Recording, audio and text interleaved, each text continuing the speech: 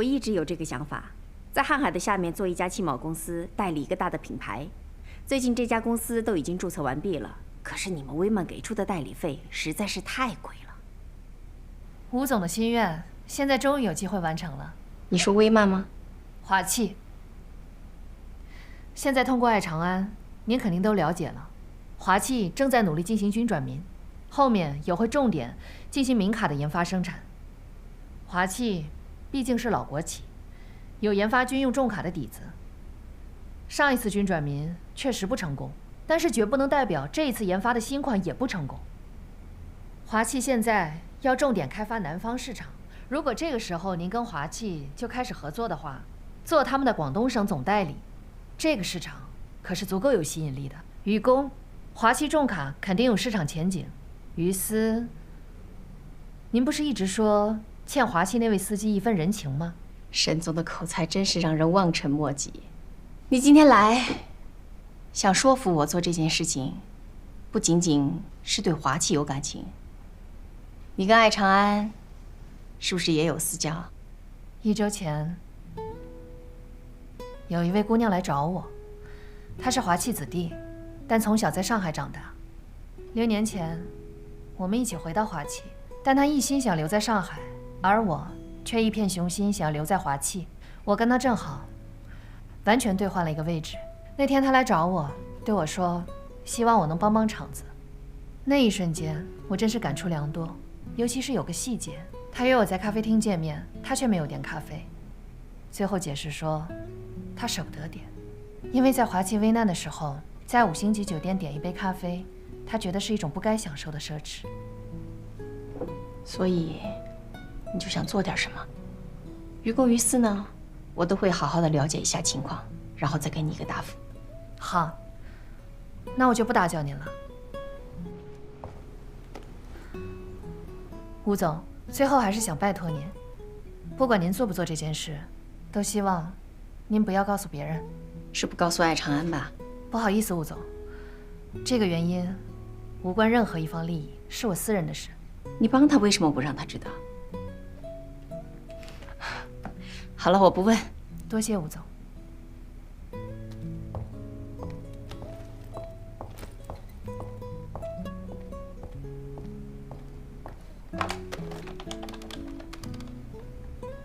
南国招待所吗？请帮我转向210房间。长安，是我。哎呀，原来是吴总。哎，你好，你好。哎，好的，我马上过去。瀚海的吴总让我赶紧过去，说有大买卖要谈。哎，是不是他想给咱们几辆车呀？人家南方这儿现在流行的是喝洋酒、抽洋烟。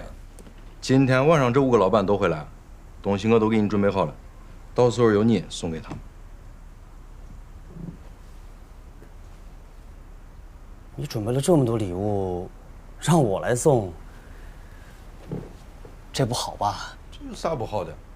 这回是咱俩一块努力把第一笔单子拿下来，等你当上销售经理了，咱俩还得绑到一块挣大钱。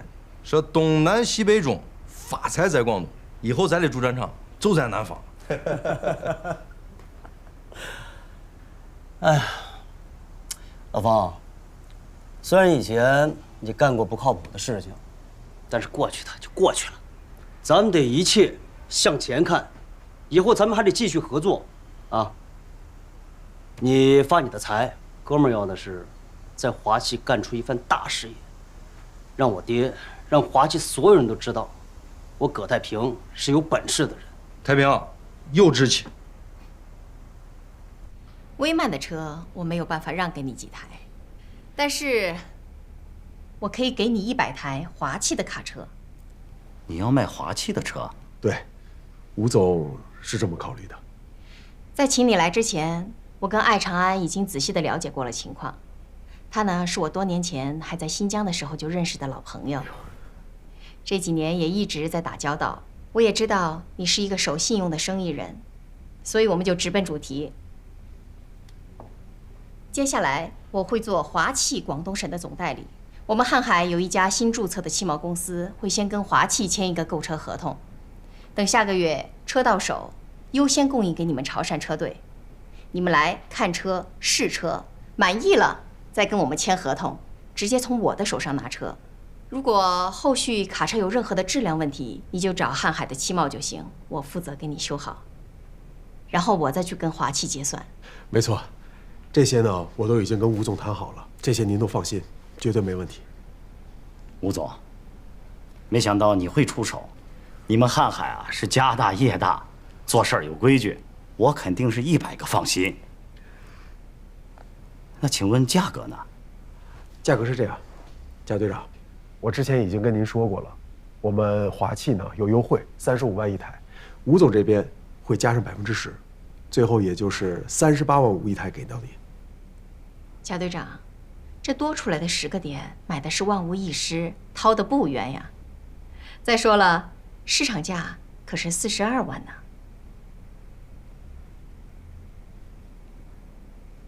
怎么了，贾队长？说说你的想法。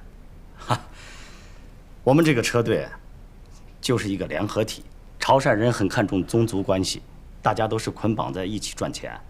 我这个队长，也不过是大家推举出来打杂的而已。掏钱买车那都是个人，我说了不算。要不然，我真想甩掉吴总，在你这儿直接订货。吴总，我只说一句，37万，我们就成交。潮汕人做生意的精明，那可是远近闻名。想从你们身上赚点钱，难呐。贾队长，谢谢你。谢谢。胡老板，以后多多关照啊！您随意，我干了。好。那他毕竟是一个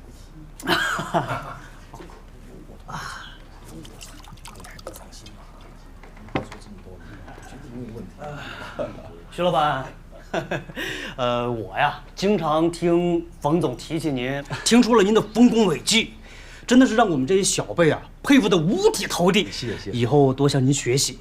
来，敬您杯酒，您随意，我干了。哎呀，来，我陪一个。来。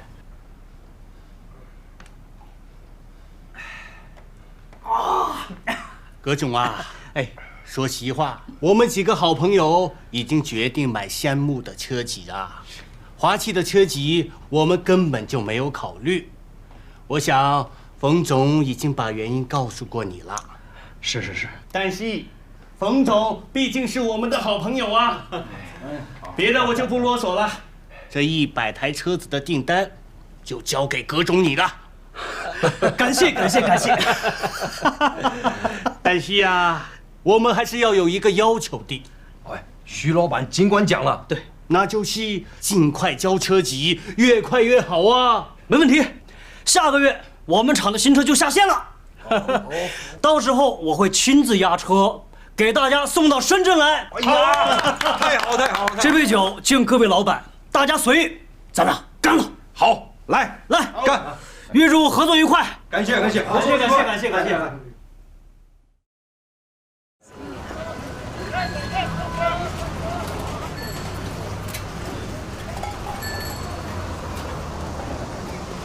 今天只有塵路的幾個，沿直光輝歲月，風雨中步跟自由。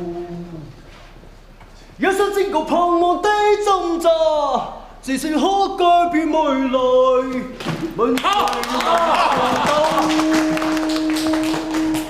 来，我们热烈欢迎葛组长旗开得胜！好。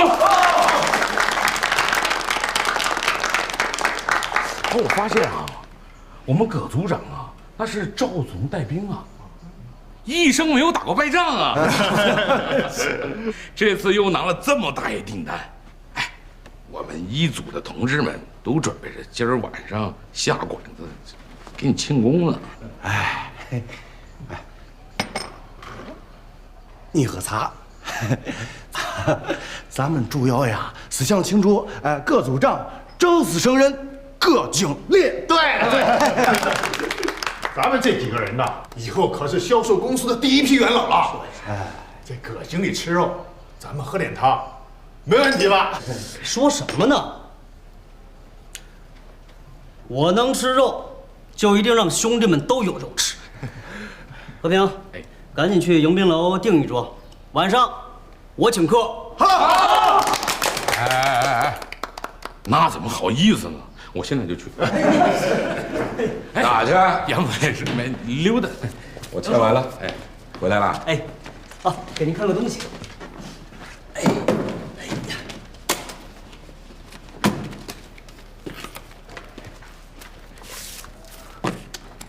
请过目。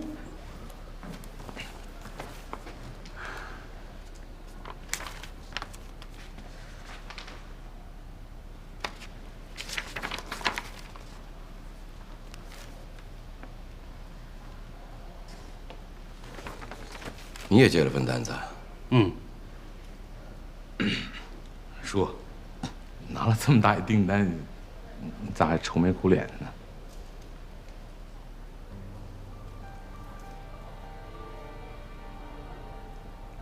老同学啊，无论如何你再帮我们想想办法。你毕竟是一把手啊，再给我们加上100台。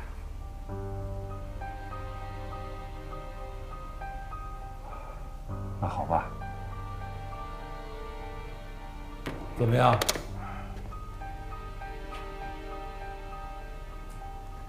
他说了，因为他们产能有限，原来答应我们每个月给100台，都是从别人的订单里扣下的。现在又想加100台，杀了他都做不到。我们这边2个年轻人跟头把式都拼了命了，拿下这2笔订单，也不能因为发动机的问题耽误交车呀。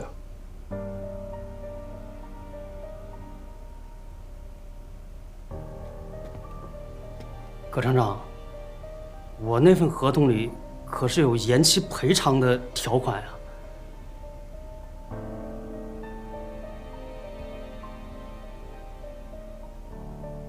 还有没有其他什么办法呀？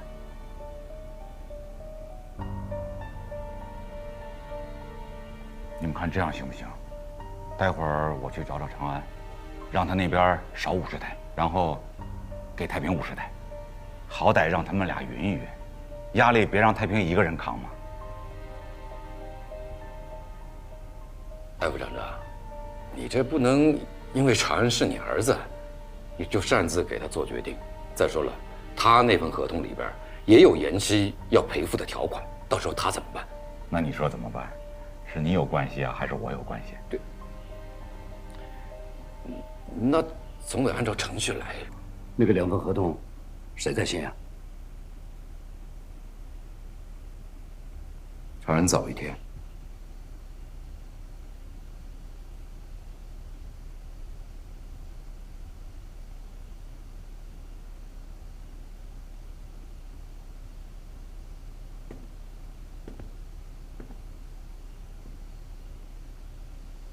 葛太平，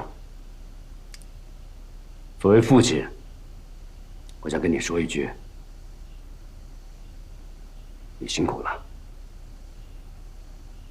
但是作为厂长，我还是应该按规章制度办事情。这第一批的100台车应该给爱长安，你呢，赶紧去趟深圳，跟甲方好好的交流一下，尽量的延迟1个月交车，好吧？如果甲方要求赔偿的话，那我们也愿意承担。可甲方对我提出的唯一条件就是按时提车，如果下个月提不了车，那这份合同肯定是保不住了。这就是你要解决的问题。无论如何，一定要保住这个订单。可是没有车，我怎么保住这订单呀？尽量想办法。我怎么想办法呀？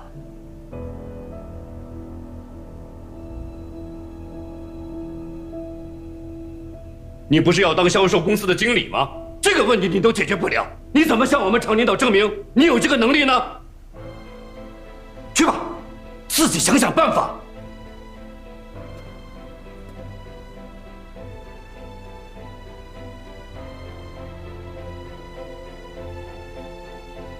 啊，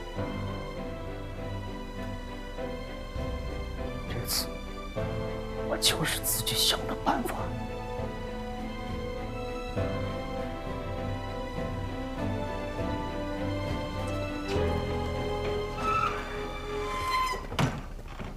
太平这小子心里边确实委屈，费了那么大的劲，拿下这笔大订单，而我们却因为拿不到发动机，瞪着眼睛交不了车。孩子这么努力，我们不能伤了他的心。这样，何厂长，我跟太平去趟深圳，看看能不能从厂方的角度跟对方谈谈，求得他们的理解。年轻人，历练一下不是什么坏事情。说来说去，都是因为我们没有自己的第2代发动机。华汽下面要想有发展，就必须要解决这个问题了。是啊，没有自己的发动机，是我从生产科长到生产副厂长一直担心的问题。这次果然被他卡住脖子了。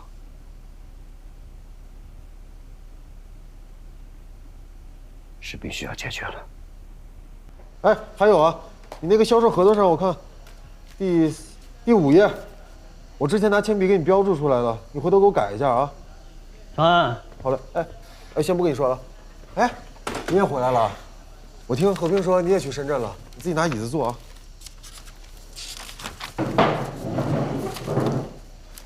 你说我倒不倒霉啊？我好不容易拿到一个100台车的订单回来，可厂里却告诉我，因为拿不到更多的发动机，下个月咱们厂只能生产100台车。你的订单排在前头，那100台车全部给你了。只能生产100台，那咱们俩这订单价，那怎么办啊？能怎么办呀？我爸让我赶紧去深圳，说服人家接受延期交车，这怎么可能啊？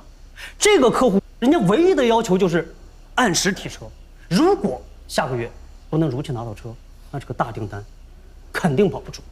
上次我就听廖总工说过，这个冬柴发动机产能有限，所以他们的现货极其紧俏。没想到这次把咱们脖子给掐住了。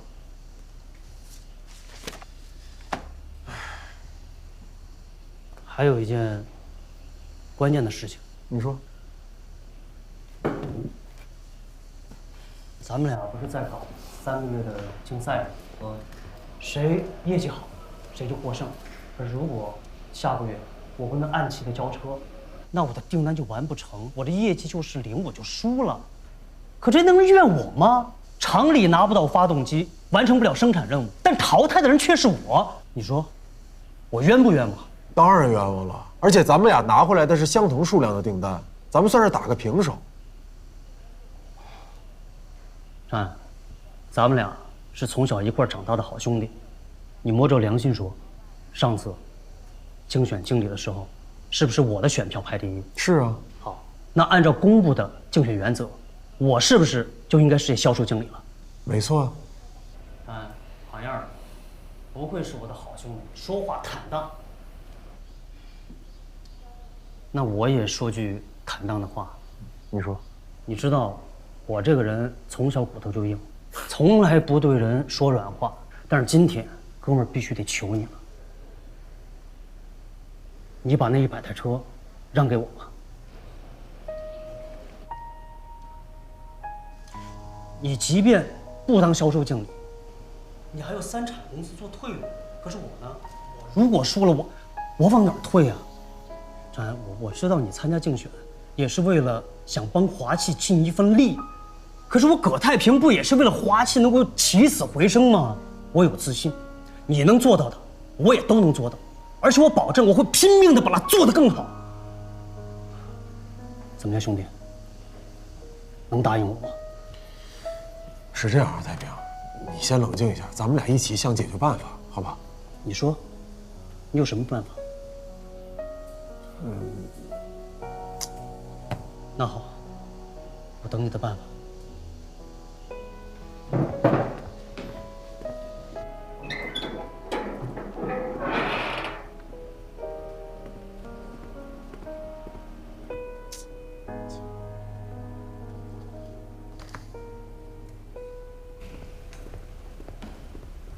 葛太平，杨薇薇，你的事我已经听说了，大家都能理解你现在的难处和委屈，但是你也不应该开口让艾长安让你吧？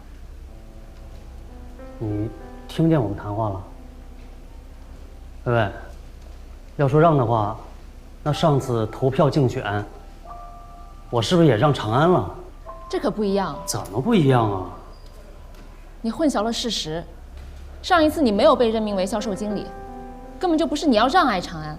设置1组、2组竞争3个月，是厂领导为了选出更合适的经理人选才做出的公开决定。而这次，才是你个人私下向艾长安开口，让他让你。哎呀，别说那么多，我就问你，这次我是不是跟艾长安拿回了同等数量的订单？如果因为厂里不能交车而让我无辜落选，你不觉得很不公平吗？我当然认为这不公平，但是这不代表你就可以要求艾长安把车让给你。如果艾长安同意了，对于他来说是不是也不公平呢？你居然能提出这个要求，显得你太自私自利了。哎呀，薇薇，你不要总是站在长安的立场上来说我好不好？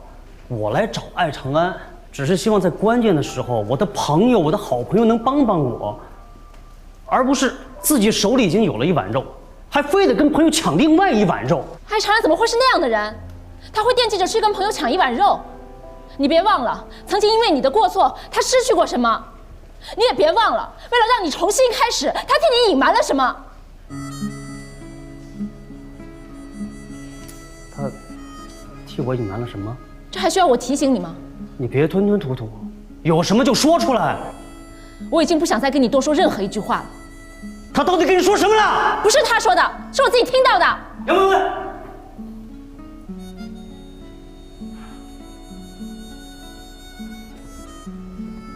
以前是我鬼迷了心窍，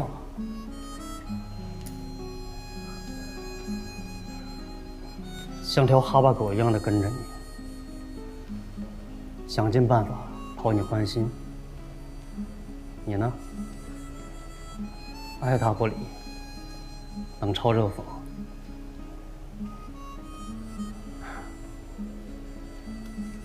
今天我算是知道原因了。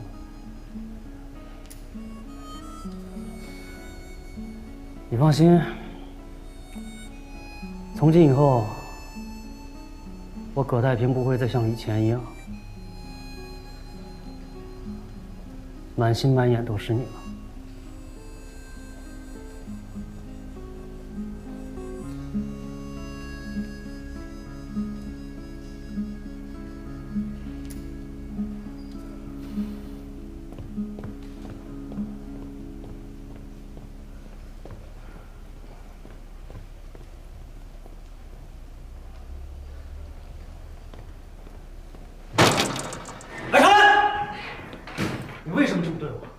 你答应过我要保守秘密的，但你还是告诉了别人，而且这个人还是杨薇薇，我曾经最在乎的女人。你说什么呢？你把举报信的事告诉了杨薇薇。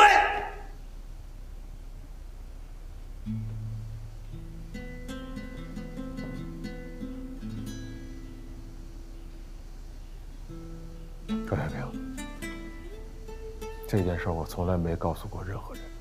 不承认是吧？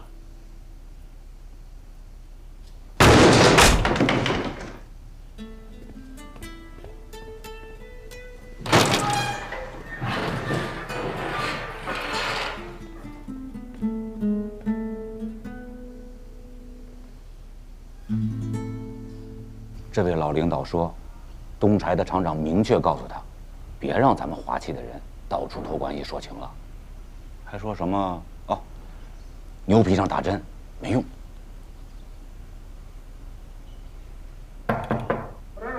进。哟，爸，艾副厂长也在。你干啥来了？两位领导，我得马上飞趟深圳，特意过来请个假。怎么又去呀？咱们厂下个月不是只能装配100台车吗？都给了我，太平就没有了，这对他太不公平了。而且，要是延迟交车的话，他那边的客户肯定就不要咱这车了。咱们华汽现在在打翻身仗，能多卖1台车那都是好事儿，更别提这100台的大订单了。所以，我也飞趟深圳，看看能不能说服我这边的客户，晚1个月交车。你有多大把握？我也没什么把握，不过我一定会和他们好好商量的。好，那你去吧，辛苦了啊。不辛苦。那艾副厂长，麻烦和您夫人说一声，他儿子过2天回来。艾组长，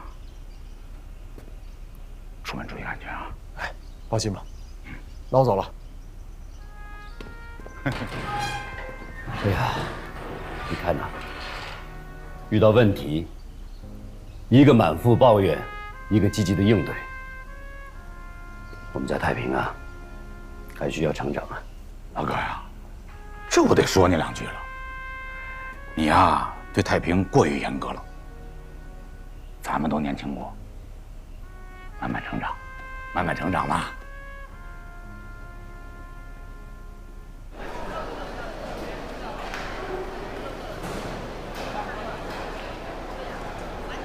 郭明，阿哥来了啊！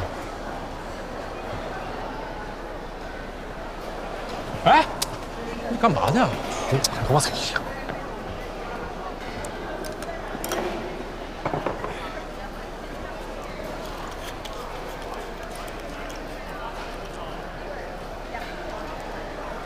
瞪着眼看什么呢？坐。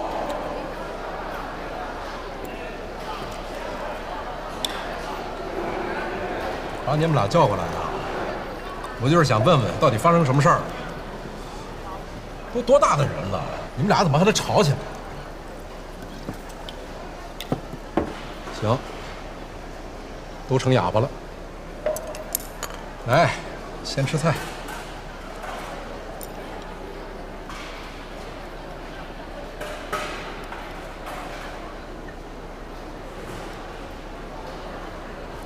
小娟，今天的事儿呢，确实是我们1组人态度不好，我代表他们跟你们2组道个歉。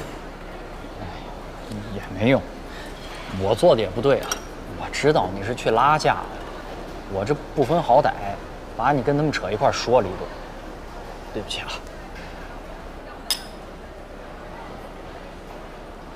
哎，这就对了啊！你看咱们都是从小一块长大的兄弟，吵归吵，闹归闹，啊，但是有什么事儿啊，千万不能往心里边去。有事儿都得相互谦让啊。行，但是小娟，反正我们那几个人呢发点牢骚，你别在意，理解一下。因为毕竟啊，长远的第1批车出来之后就给马主拿走了。那现在太平呢又到深圳去了，主要是跟甲方呢央求一下能不能延期交车。我真的觉得太平啊挺不容易的。是，太平是难，但你说长安就容易啊？他这次也赶着去深圳了，就是惦记能不能帮太平想点办法呢。本来他可以不管的，明明是他排在前面了，那按期提车那是不是应该的吧？行了啊，干嘛呢？我刚才说的话白说了是不是？怎么你们俩又掰扯起来了？听我的，你们俩再喝一个。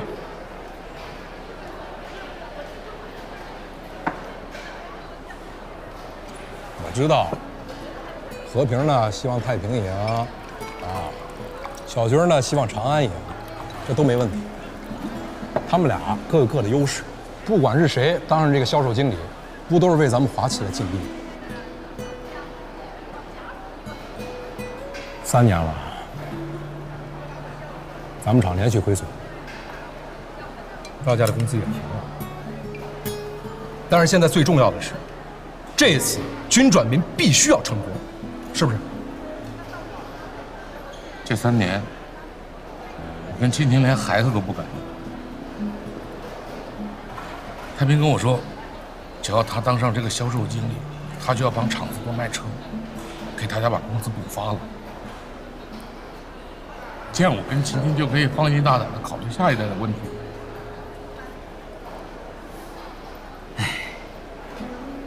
不过说心里话啊，我真是挺希望早一天看到小孟和平的。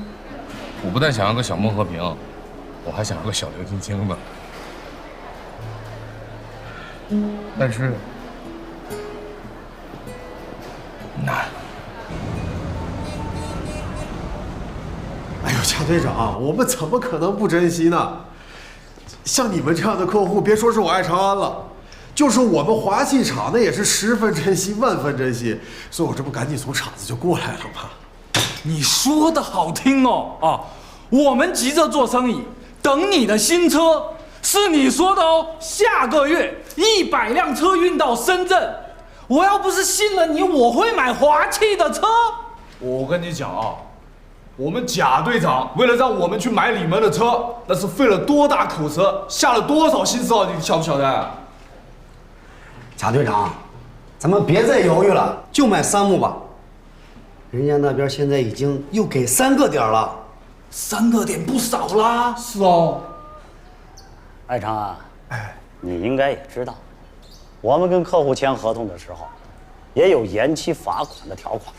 是。我们可真是拖不起。贾队长，各位老板，你们先别急，听我把话说完嘛，是不是？这来的路上我已经想到解决方法了。那你说呀？你们不是需要车来拉货吗？这个车我们华气厂来提供。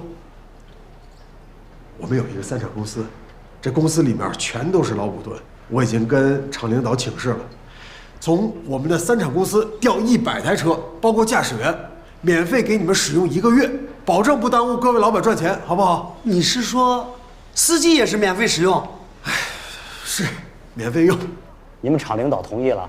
同意了。但是这个油钱啊，还有司机的吃住，得由您来承担。哎，那当然啦。你们觉得呢？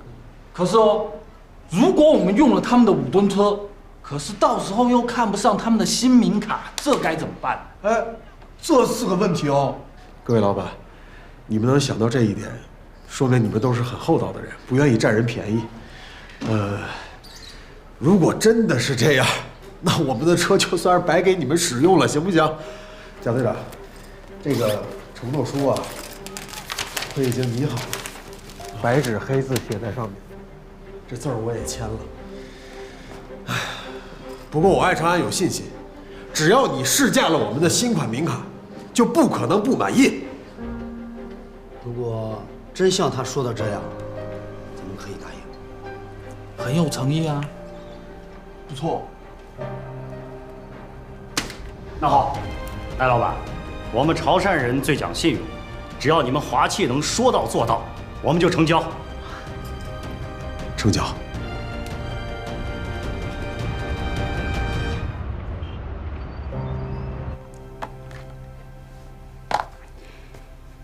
广州直营中心的项目不都要招标了？对，这次的设计是采用玻璃幕墙，只有报告上这一家拥有外国品牌玻璃幕墙的代理权。说白了，只有他们能做，所以没法公开招标。对了，正好问一句，深圳直营中心的承建方到底什么情况？监理公司说，承建方已经连续几次冲好，送去质检的钢材主要指标都不合格。这2个直营中心的工程都是你来负责的，跟他们打个招呼吧。如果再有这样的事情发生，我们可就要采取措施了。Sharon， 有一件事情我也想问问你。销售员联络了潮汕车队的贾队长，他说已经不考虑买威曼，而是考虑华气。这件事情你清楚吗？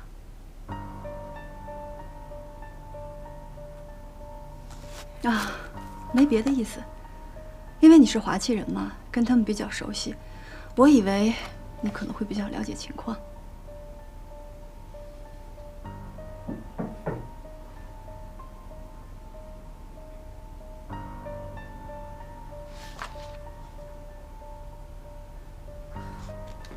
沙苑，那我先出去了。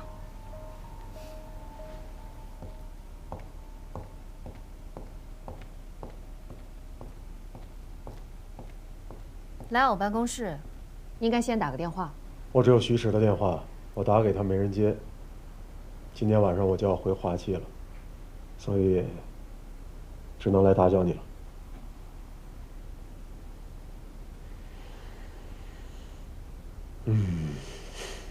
我能进去，坐在那个沙发上和你说几句话吗？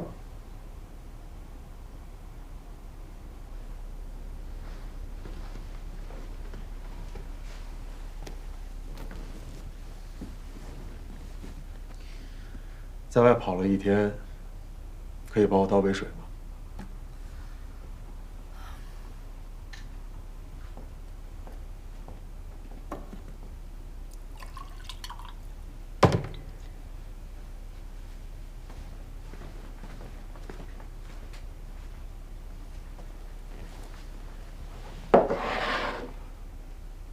谢谢你，小夏。一杯水而已。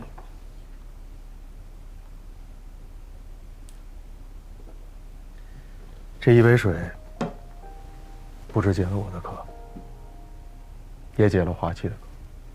我知道，是你把潮汕车队的名片给了杨薇薇，也是你去找吴总，给他出了一个做广东省总代理的主意。你救了华气，也救了我。潮汕车队等不及威曼的车，愿意选择华气，那是他们的选择，跟我没有关系。吴总愿意做华气广东省总代理，因为他能从中得到利润，同时也是还你个人情，这跟我也没有关系。我知道你心里一直都有华气，华气是你从小长大的地方，是你的家，也是你的根。你最大的梦想，就是像沈叔一样，坚守在自己所热爱的卡车技术工作上，一辈子为华气发光发热。其实我已经拿着签好的订单回到了华气，但是我今天又着急赶过来，是因为厂里出了一些情况。我们签了2笔订单，但是由于东柴短时间之内提供的发动机数量有限，所以其中1笔订单要延期交车。我现在最担心的，一旦新明卡正式开始投产，发动机会是限制产能的最大障碍。2代发动机研发成功，是沈叔的遗愿。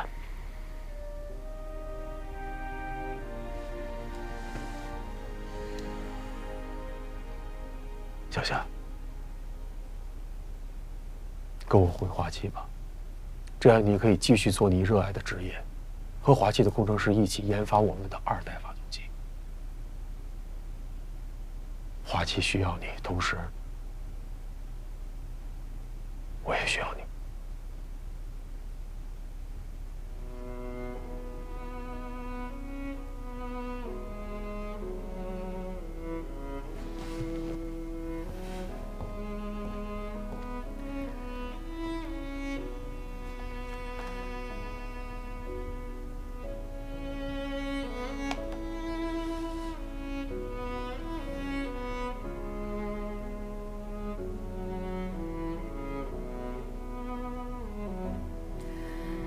感谢你的邀请。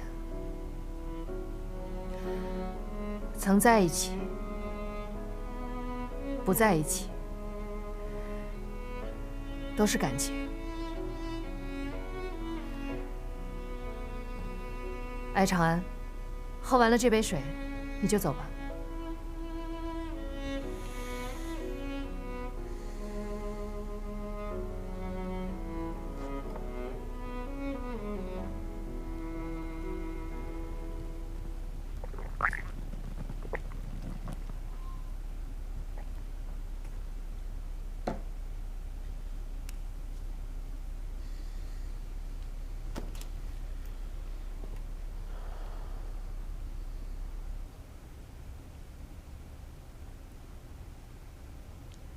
我相信，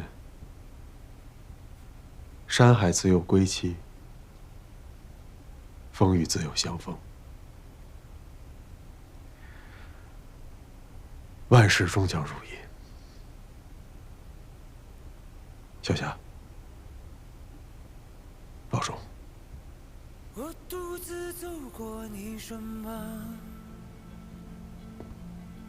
并没有话要对你讲，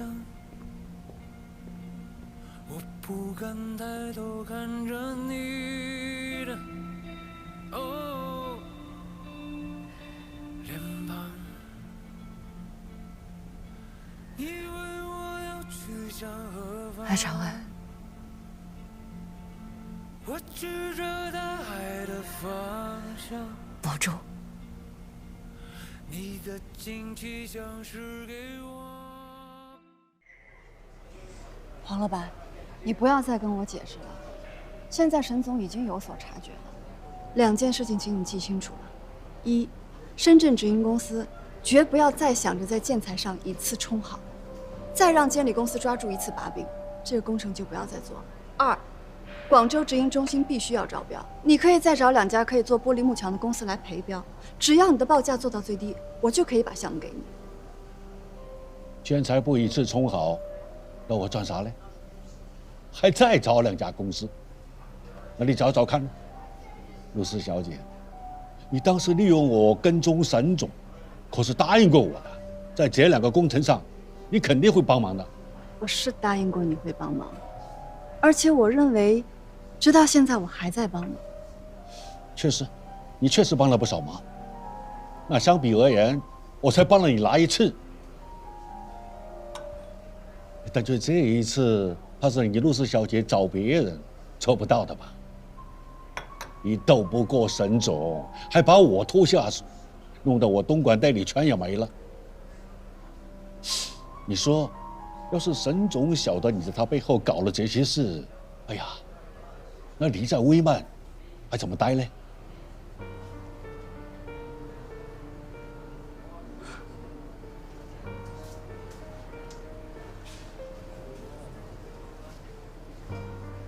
你是在威胁我吗？如果威曼公司因为你的威胁而让我离开，那么威曼公司和你一样，在我这里毫无价值。王老板，你是生意人，开开心心赚钱才是你的本分。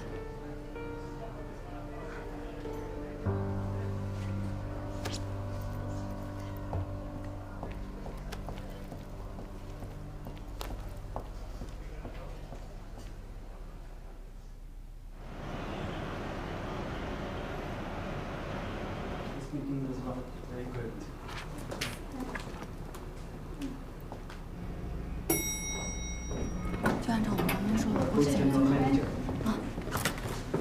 OK。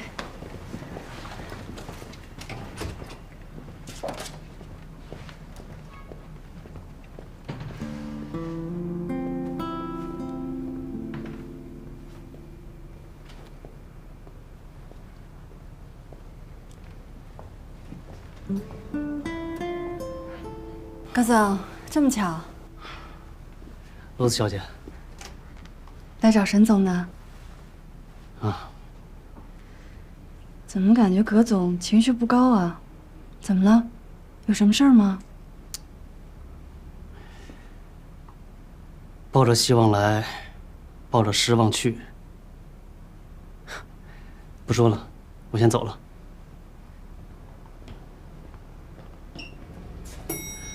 葛总，人在失意的时候，酒也许能解决一些问题。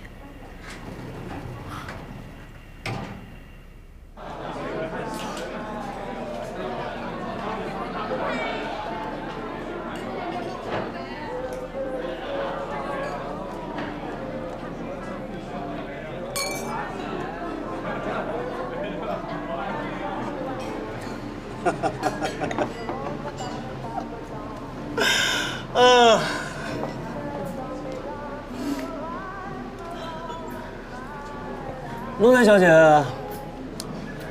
我告诉你实情吧，其实我并不是什么销售公司的葛总。简单说，我跟爱长安现在正在竞争，3个月内我们谁的业绩好，谁才是销售经理。这次，艾承安拿了一个订单，100台，我也拿了个订单，100台。但是阴差阳错，因为我晚回去了1天，所以我的订单必须要延期1个月交车。这次厂领导，也就是我爸，让我来深圳找甲方，希望他们能够接受延期交车。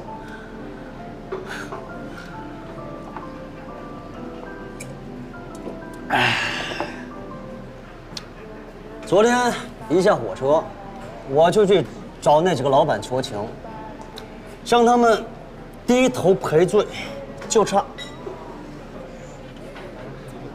差跪地上求他们再宽限我1个月，就1个月。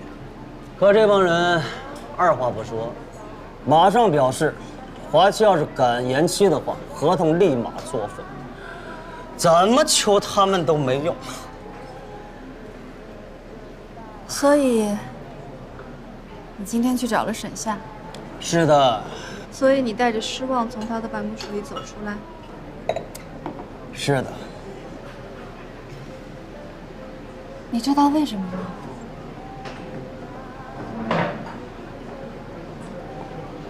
一定是有人去找过沈夏吧？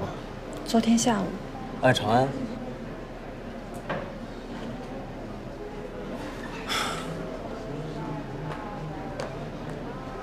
潮汕车队是沈夏的关系。这么巧，艾长安的订单是潮汕车队。他沈夏还跟我装蒜，说什么这种事儿帮不了我，他还不如直接告诉我他已经帮了艾长安呢。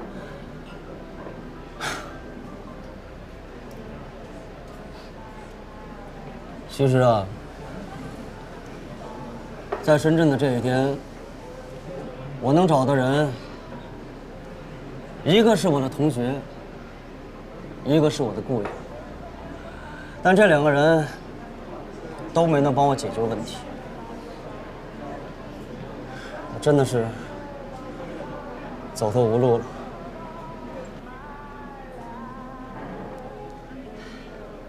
太平啊，胜败乃兵家常事。我记得我上小学那会儿，我爸就让我背过一段古文：“天将降大任于斯人也，必先苦其心志，劳其筋骨，饿其体肤，乏其身，行拂乱其所为，所以动心人性，增益其所不能。”记住，你就是那个死人，我也是那个死人。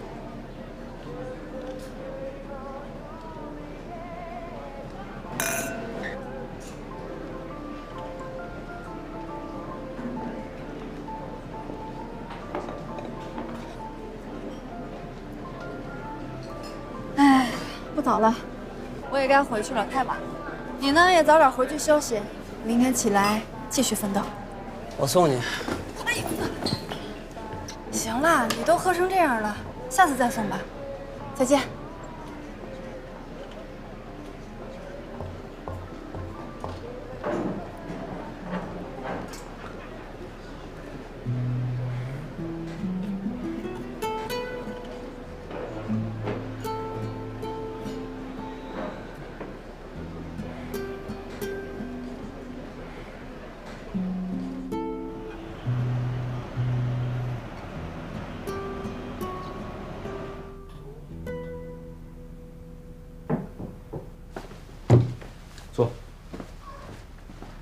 我刚刚收到通知，北京总部收到一封举报信，说你损害集团利益，把公司的潜在客户潮汕车队介绍给了华期。你现在告诉我这件事到底是不是真？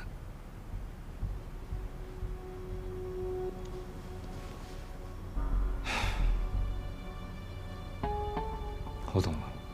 如果是你的话，在华期和威曼之间，你会怎么选择？我怎么选择不重要，重要的是你怎么选择。我别无选择。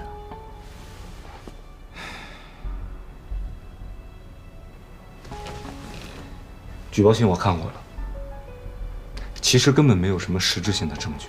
潮汕车队的确是跟我们谈过要买我们的车，但是他们要求3个月之内必须交付，但是我们的订单已经排到了半年之后，也就是说，我们跟潮汕车队根本就没有谈拢，也不存在潜在客户这个说法，懂了吗？等一下马库斯问起来，你就这么说好吗？我会对我的选择负责任的。我担心你的选择会影响到1年之后我们的计划。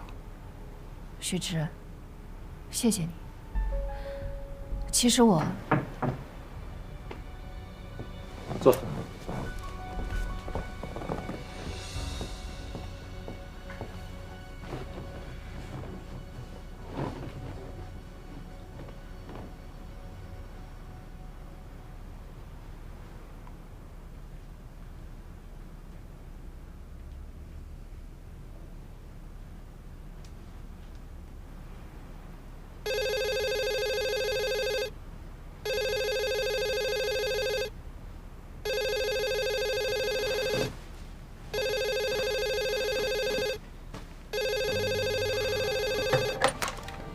喂，是，都在了。好，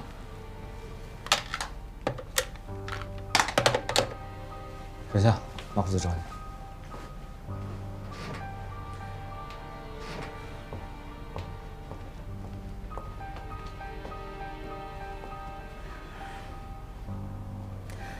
马克思。Sharon， 我昨天下午收到一份举报信，举报你损害公司利益，把潮汕车队介绍给华企，这件事是你做的吗？如果真是你做的，你哪怕出卖给日本项目我都不生气。但是你把潮汕车队介绍给要倒闭的华企，你这是对客户不负责任。是的，马克思，是我把潮汕车队介绍给了要倒闭的华企的。理由呢？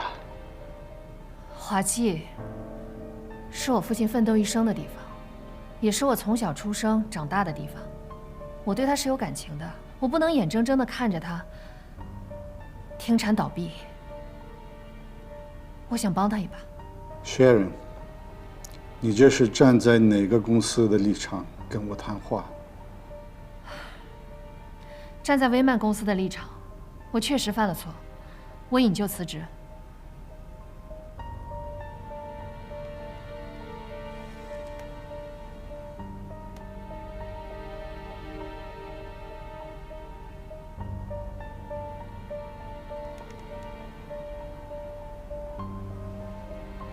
Sharon， 你很坦诚。Nick， 这件事由你来处理吧，先挂了。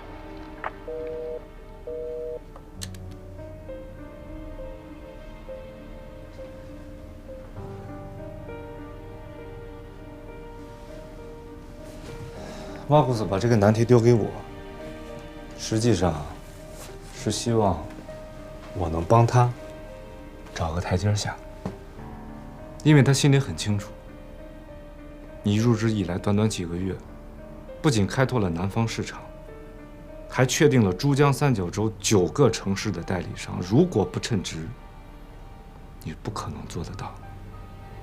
所以我认为，在马库斯的心里，也不希望你辞职。Lucy， 你了解马库斯，你觉得我说的对吗？啊，对。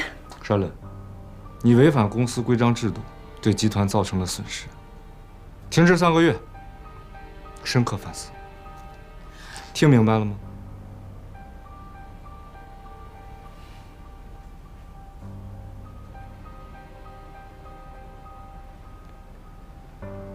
当然，工作嘛，还是不能耽误。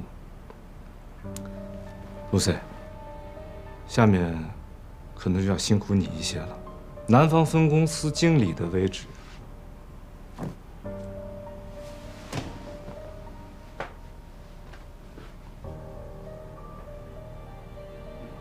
暂时由我来代理。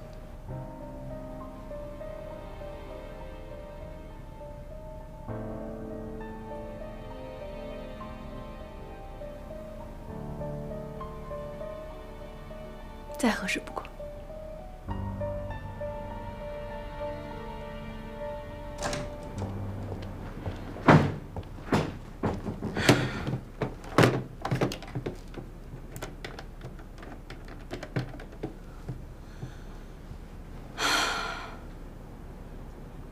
马库斯，杀人出卖公司利益，这是非常严重的违规行为。你本来可以用这次机会将他开除，为什么要把处理权交给 Nick， 而 Nick 只让他停职3个月？我就看看 Nick 会怎么做。现在德国有位高层越过我直接指挥 Nick 筹备在中国建厂，这是我作为威曼中国总经理绝不能容忍的。所以他犯的错越多越好。马克思，我在意的不是 Nick， 我在意的是原本属于我的位置让Sharon抢走了。我只是希望他可以尽快的消失。我相信我比他更了解威曼，我可以比他干得更好。Lucy， 你的想法我很了解，但是问题是你这次并没有拿到直接证据。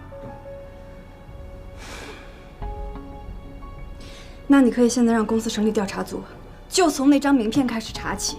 我问了潮汕车队的人，艾长安就是拿着贾队长的名片找过去的，而这张名片一定是商人给他的。还有，瀚海集团的吴志梅也要去调查一下。你还年轻，你说的那2个人，如果是既得利益者，又怎么会把秘密告诉你呢？推测永远成为不了证据。这次只能这样了，就当是一个开始吧。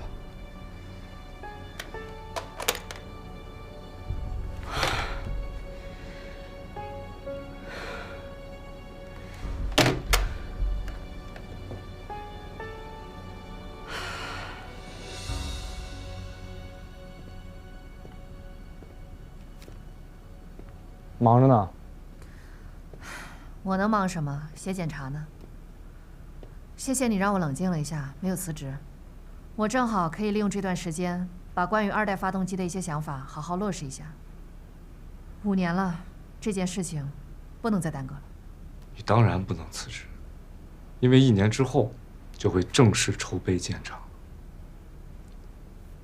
到那个时候，你完全可以回到你熟悉的技术领域里面，开拓眼界，学习技术，会更好地帮助你实现技术报国的梦想。建厂的速度这么快？今年的南巡讲话让总部看到了中国市场存在的巨大潜力，现在的他们比咱们着急。当然，等待的这1年也不能白费，你可以利用好这段时间，把2代发动机设计完善。你说的对，研究发动机的最新技术，也是我作为南方分公司经理该做的工作。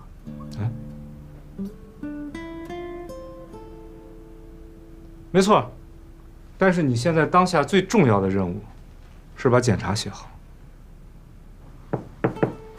那个也在啊，我把广州直营中心的招标书写好了。上一次Sharon说的没错，我们威曼这样的大公司，工程项目不进行招标确实不合适。所以呢，我又私下去了解了一下，北京和上海都有做玻璃幕墙的公司，我呢已经跟他们联系过了。等你们2位过目完之后，我就把招标书寄给他们。辛苦。Sharon，这份给你。我还在停止检查，就不看了。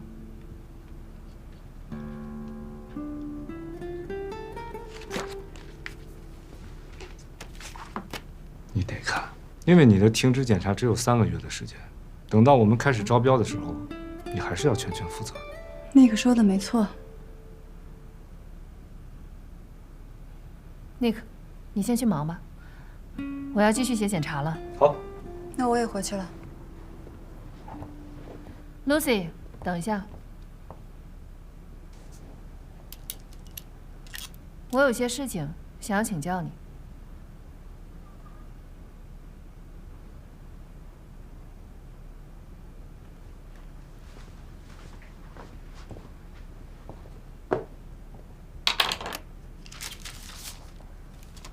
我想请教一下，这份检查应该怎么写？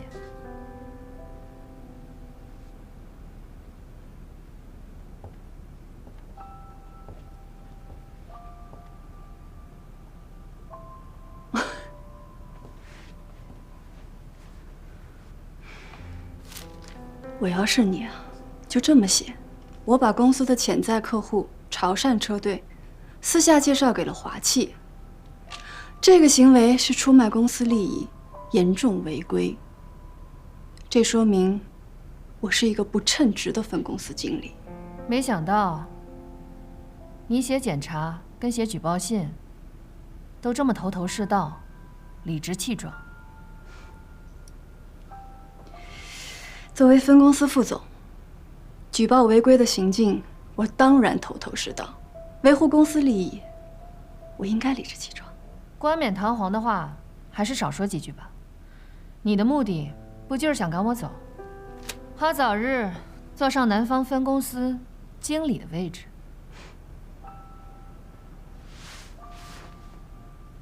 那2个直营中心的工程，你可要小心了。但凡让我抓住你出卖公司利益的证据，我不会举报你，而是开除你。先好好写检查。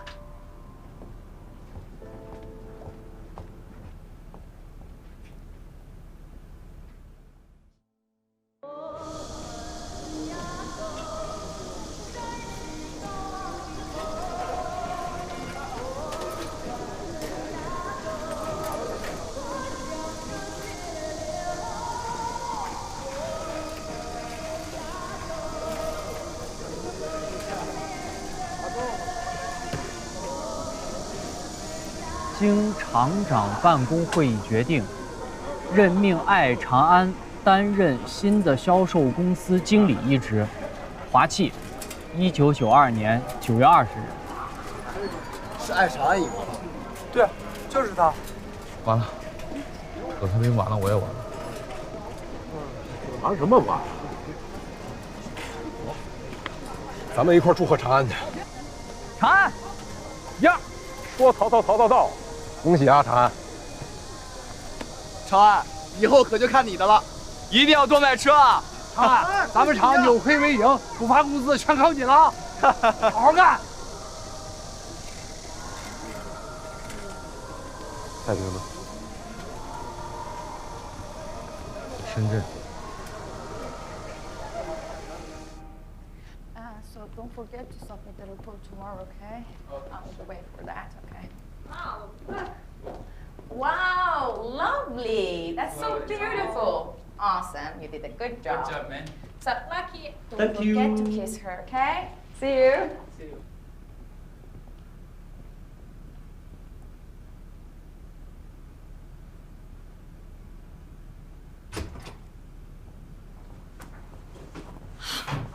"不好意思啊，我一直在加班，找我什么事儿啊？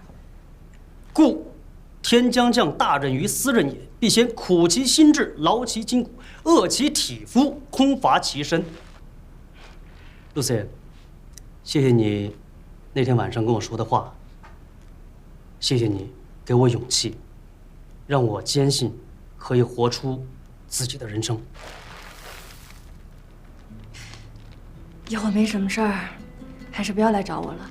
毕竟我就职微慢，你就职华气，来往太过密切，被人看到了，对我们俩都没好处。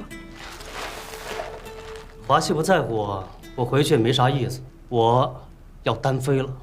你已经做了决定？必须的。那就预祝你成功。最后，还是要跟你说声谢谢，毕竟是因为你提供的信息，沈夏已经被停职了。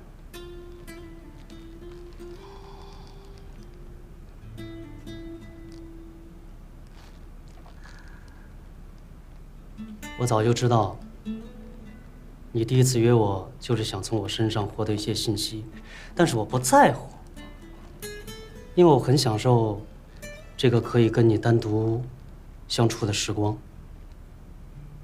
最起码在那个时候，在这个城市里，我身边能有人陪伴，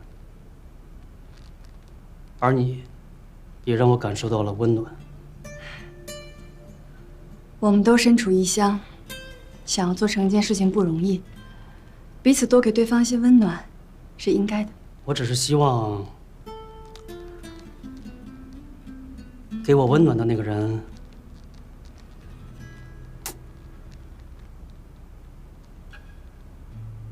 一直是你。葛太平，我希望你不要误会，加上今天，我们俩一共见过4次面，我们只是朋友，普通朋友。那这束花就送给普通朋友。如果是普通朋友，那我就接受了。再见。但愿再见。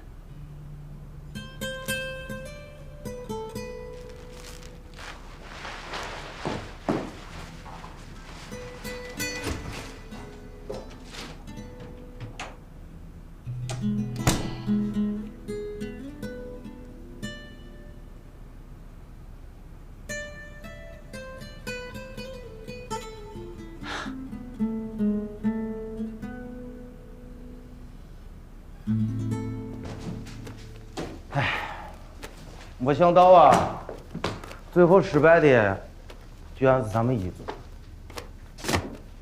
你们还算好，要么去分厂，要么去供应处，好歹还有个着落。我直接搬东西回家，下一步连去哪里上班还不知道呢。嘛也别说了，要怪就怪咱自己当初没眼光。早知道这样，当初就应该缺耳朵了。我说你们这帮人，啊！葛组长一直在外面尽心尽力找订单，现在这个时候说这种话，哎，你们觉得自己厚道吗？各位，这个艾长安去深圳找葛太平了，让我转告你们一声，先不要走。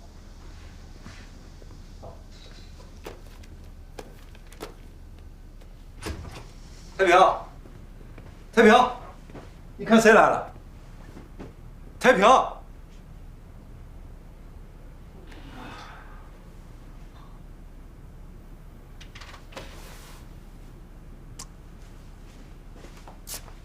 你看看你像个啥样子？起来，起来！连着几天不出门，坐到这儿喝大酒，你至于不？海哥，那行，你俩骗。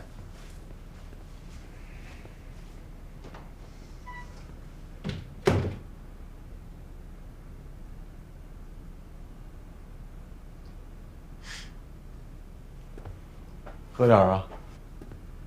啊！哎呀，你不想家呀？你1个多月没回家，你妈都急坏了。我临出发的时候，你妈做了2肉夹馍，你爸那个还没塞到嘴里，就被你妈一把抢过来，塞到我手上，说让我路上吃。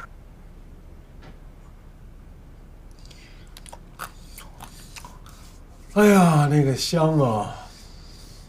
吃起肉夹馍，我就想起咱们俩小时候，你10岁过生日那天，你妈省了一块肉，给你做了1肉夹馍。咱们那会儿生活条件差，想吃口肉不容易。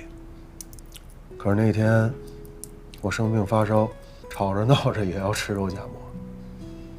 你2话没说，把唯一一个肉夹馍一刀切成2半，你一半我一半，我吃着津津有味儿，你也吃得特别高兴。我知道，你是因为最好的朋友也吃上了肉夹馍而高兴。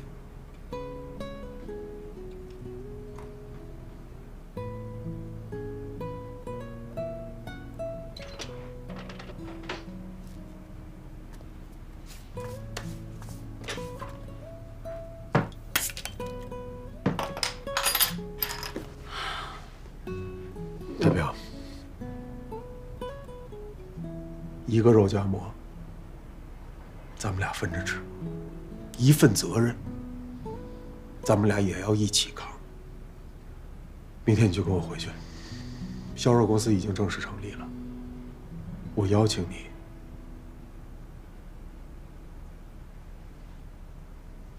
来做副经理。你是大专生，学历比我高，见识也比我广。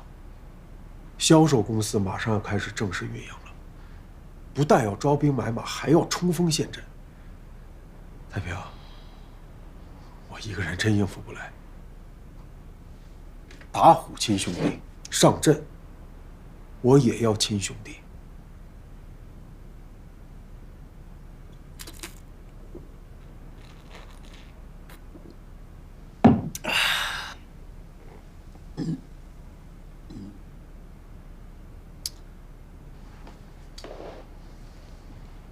自从德明给我打电话，说你让潮汕车队延后提车，把第一批车让给一组，我就知道彻底输了。你解决了一个我绝对解决不了的问题，明眼人一看就分出了胜负。这个月我没有回去，拼命想再拿定补，我想从数量上战胜你。可是老天爷已经不再给我机会了。我真的想不明白，为什么到最后输的人一定是我。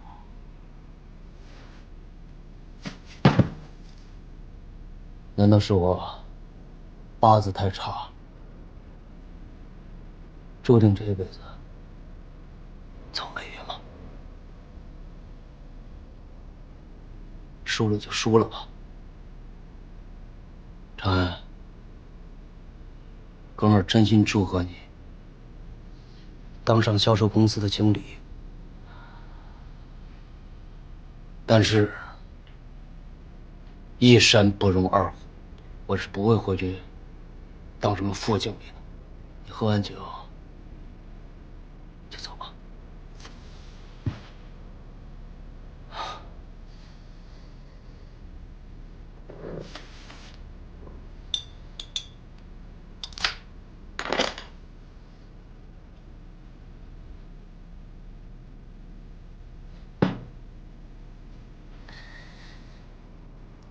太平，咱们俩为什么一定要争输赢呢？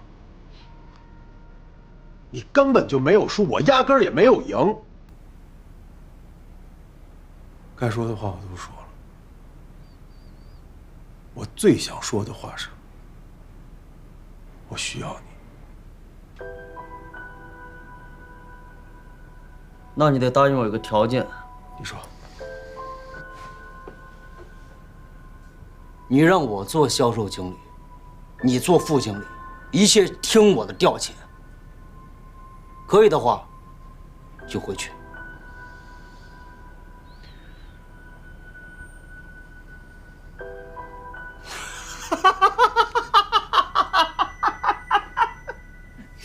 我逗你呢。就算你同意，咱那个铁面无私的葛厂长，他能同意吗？啊，对不对？铁面无私的葛厂长。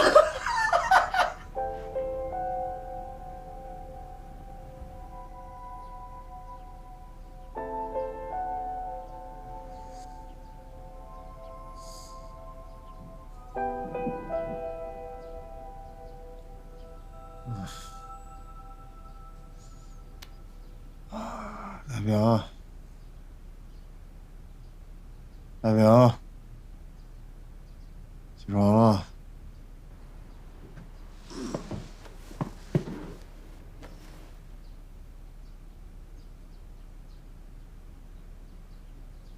大平。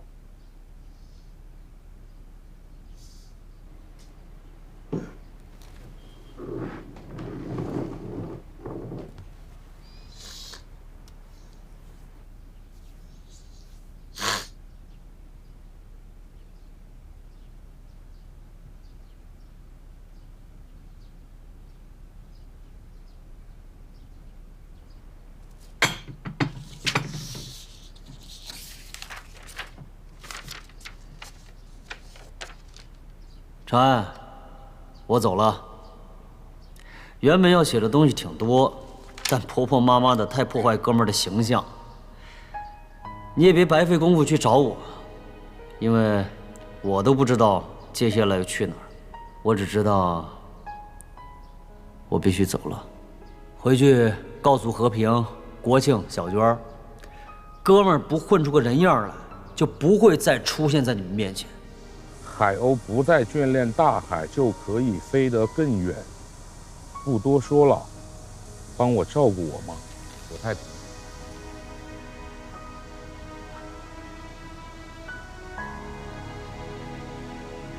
长安，太平就这么走了。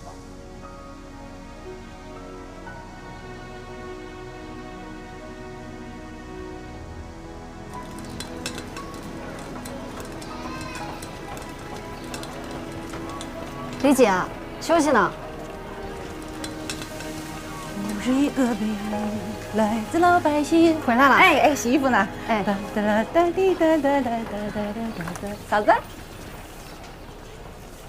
嫂子，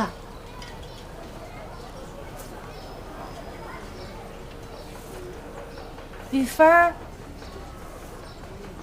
啊，抱枕。哎，再来。我挨着喊你好几声了，你都不答应。一人坐这儿一动不动的，嘛呢？我稀饭呢。这屋里头空落落的，也没人。嘿，我想着坐在这儿看着。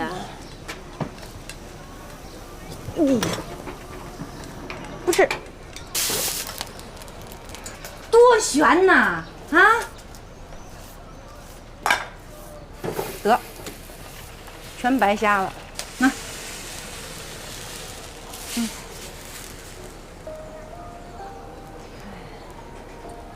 刚还想着呢，这咋坐了一会儿就忘了呀？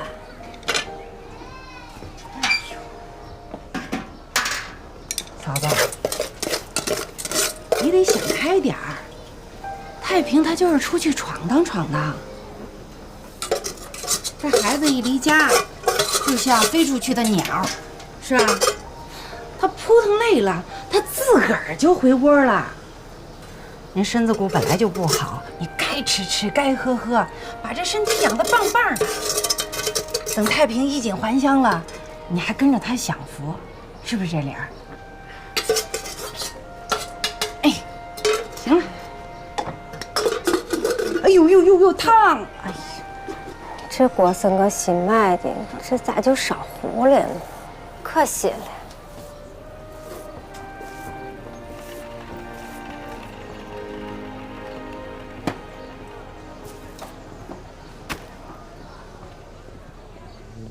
饮料怎么送？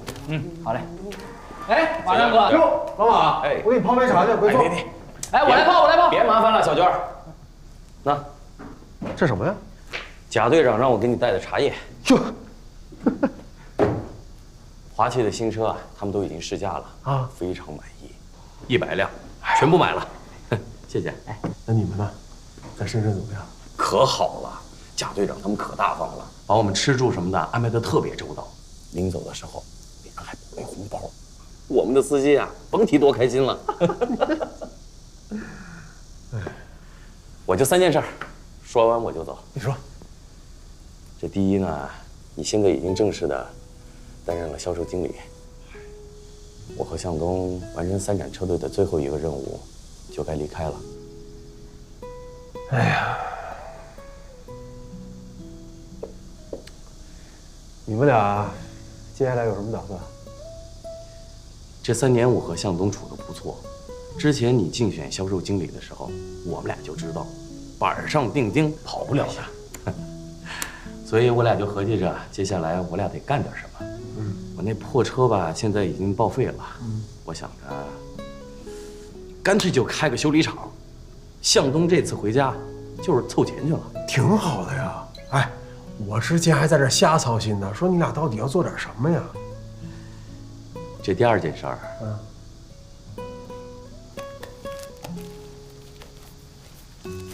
这个我不能要。哎，那不行，这一年是我耽误你赚钱。哎，本来我这1万块钱啊，是想给你做点小生意用的，拿着。做小生意的钱我不缺。你们两个不是要开修车厂吗？那资金口肯定缺不少啊。就当是我凑一点啊。你听我的，先不拿，真有需要的时候找你借。行。好了，那我走了。哎，不，你等会儿，等。第3件事没说呢。